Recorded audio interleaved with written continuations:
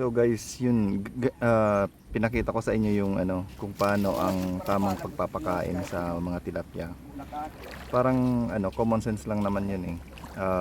Make sure nyo lang na lahat sila makakakain. So ang unang ginawa ko ay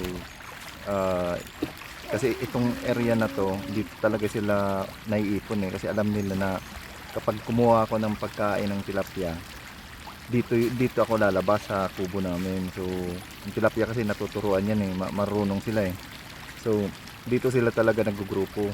So inuna kong pakainin sila ng marami.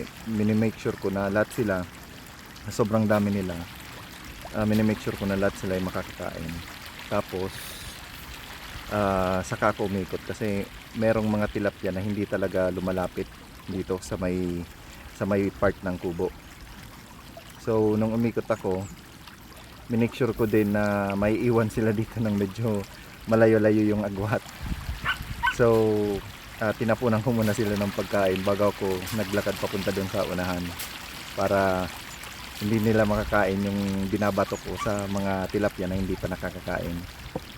So yun, naikot ko naman, and alam ko naman na siguro mga 98% sa kanila ay nakakain naman ng pagkain ng tilapia.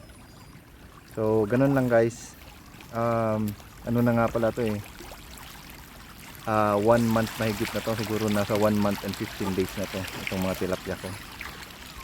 4 times ako nagpapakain sa kanila, and kada pakain siguro mga nasa 2 kilos ang kada pakain ko sa kanila.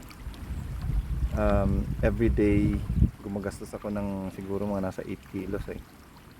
So yun guys, mag-update na lang ulit ako dito lang sa dito sa YouTube channel ko, para yung mga gustong mag-alaga ng tilapia ay matuto sila kung paano yung tamang pagpapakain at pag-aalaga at pagpapadami ng alagang tilapia. Okay, salamat.